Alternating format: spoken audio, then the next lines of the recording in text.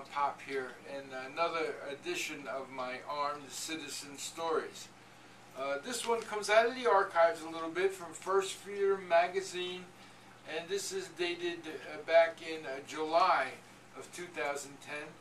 Now, I never got to read these to you, so stories are as relevant today as they were then. So we're going to continue right on without any more delay here. So, proceeding right to the Armed Citizen page. Here we go with our first story. He was a big, burly guy, said 89-year-old Patrice Turner of the man who allegedly smashed in her front door and entered the home. He was pulling at his shorts and talking crazy. I always said, if they come inside, it's me or them. Armed with a .22 caliber revolver, Turner yelled at the man to leave. According to police, the burglar instead advanced on Turner, and she fired a shot in self-defense, narrowly missing her assailant. A neighbor heard the gunshot and phoned the police. Officers arrested the burglar in the front yard. All of the police officers were hugging me and telling me how brave I was, Turner said.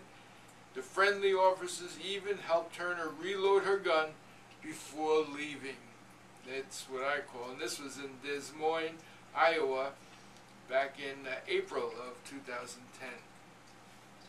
Okay, God bless you, Mrs. Turner. Now, police are calling a man lucky to be alive after he attempted to commit burglary in a firearm-friendly neighborhood.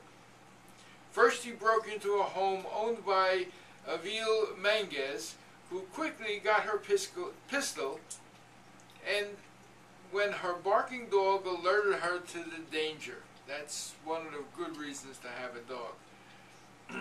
I hollered, "Who's there? I've got a gun," Mangles explained. The intruder looked through a window, confirmed Mangles was armed, and fled. Shortly thereafter, the suspect entered another residence. The homeowner heard a commotion and got his 9mm pistol. He spotted the suspect, pointed the gun at him, and held him for the police. If the burglar had threatened him, he would have been shot, Police Sergeant Roderick O'Connor said. You go busting into a house, they don't know what your intent is, according to O'Connor. All the suspect had to say for himself was, "Those guys pointed guns at me, they should be arrested." The only charges filed were against the suspect. And that happened in Glenwood, Colorado. Yet, you know, these burglars think they're in the right. And we don't have a right to defend ourselves. Well, guess what? Okay. A man was enjoying his lunch on a park bench when, according to the police, a suspect with a less wholesome agenda spotted him. Clutching a knife, the suspect approached the man and said, "Give me all your money or I'll stab you." The mugger grabbed the man and shoved him against the fence. The suspect may have intended to inflict bodily harm on the man. However, he didn't realize his would-be victim was licensed to carry a firearm. Okay, picked the wrong guy.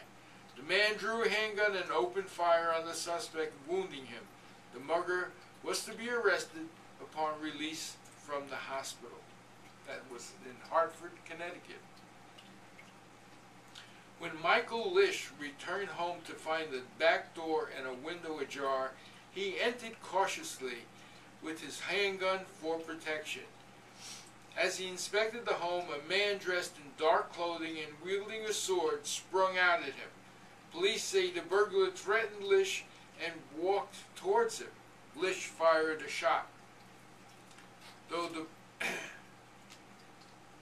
wounding the burglar, who fell to his knees. The burglar reached behind his back in an apparent attempt to grab another weapon, forcing Lish to fire 2 more shots, killing him.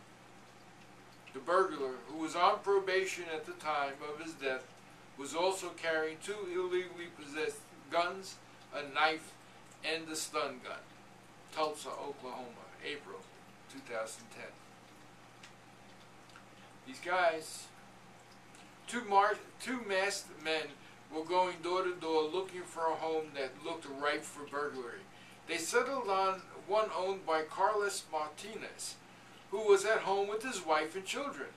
Martinez's son, Brian, answered the knock at the door, and the masked burglars burst it open so forcefully that they damaged the wall inside. The man demanded money, and Brian, a Marine who was home on leave, retreated into the home and alerted his family to the situation. Carlos hurried his wife and daughter into the master bedroom and locked the door. The women hid in the bathroom, and Carlos grabbed one of his handguns. The burglars attempted to breach the bedroom door, and Carlos fired 3 shots. The intruders fled the home, Orlando, Florida. An elderly couple proved that a firearm is all they needed to counteract a burglar's youth and strength. Police say a 28-year-old thug learned the fact the hard way when he entered the barn toting a crowbar, metal cutters, and a flashlight. Charles and Kathleen Smith, whose barn had been broken into earlier in the week, stopped to check on the property and spotted the prowler.